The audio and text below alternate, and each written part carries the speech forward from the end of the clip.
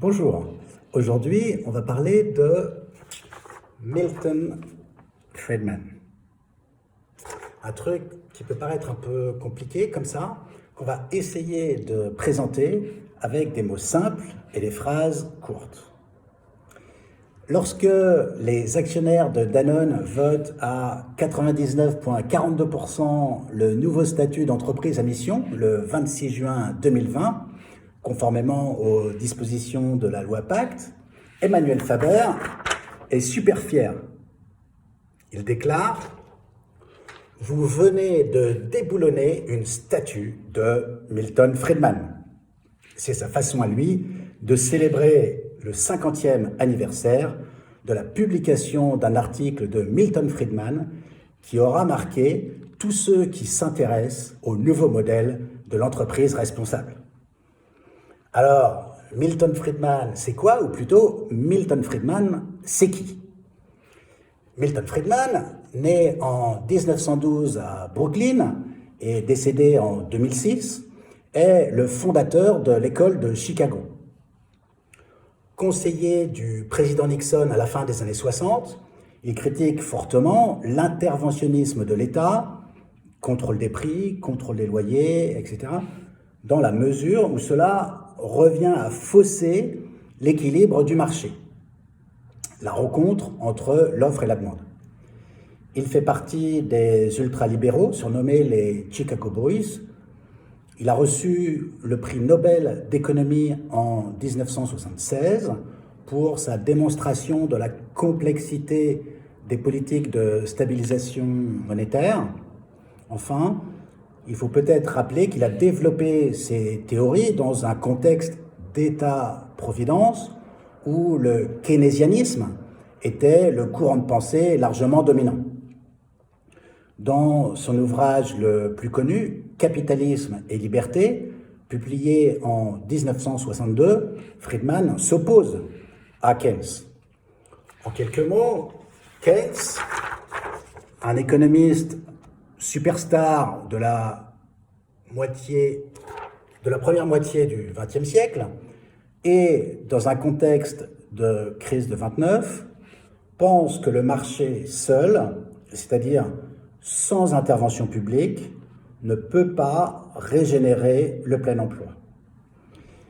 Revenons à Friedman. Il y a plus de 50 ans, le 13 septembre 1970, Milton Friedman publie un article dans le New York Times intitulé « The social responsibility of business is to increase its profits ». La responsabilité sociétale de l'entreprise est d'accroître ses profits. Cet article fait référence à un débat sur la gouvernance de General Motors. Et c'est vrai que jusqu'à aujourd'hui, nous avons structuré la vie quotidienne des entreprises autour de ce principe. Pour info, ce n'est d'ailleurs pas la première fois que l'on entend parler de RSE. Responsabilité sociétale des entreprises. H.R. Bowen publiait en 1953 Social Responsibilities of the Businessman.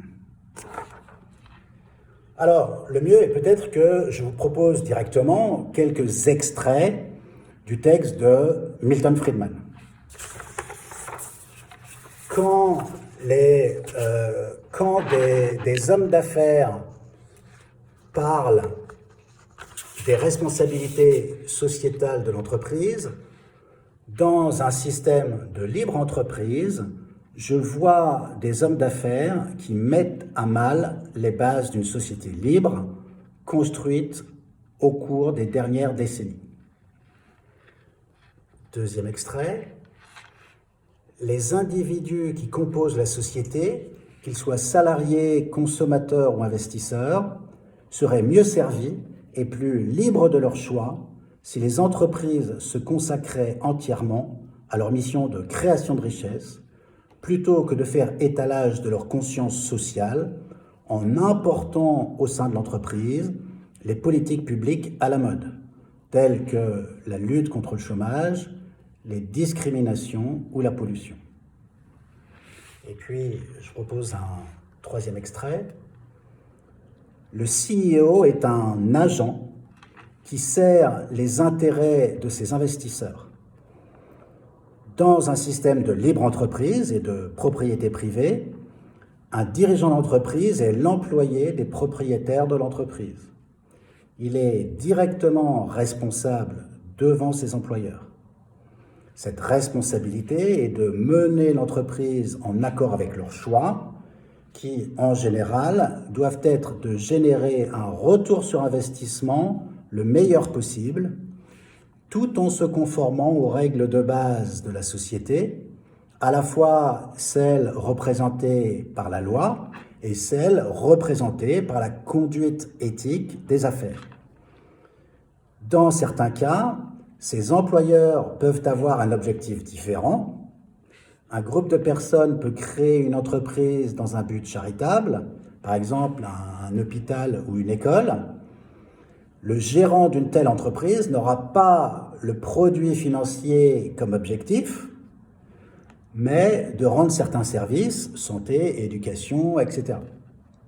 Dans chaque cas, l'essentiel est que, dans sa position de dirigeant d'entreprise, le gérant est l'agent des individus qui possèdent l'entreprise ou établissent l'institution de charité, entreprise ou institution de charité, et sa responsabilité principale est envers eux, ceux qui possèdent l'entreprise ou l'institution de charité.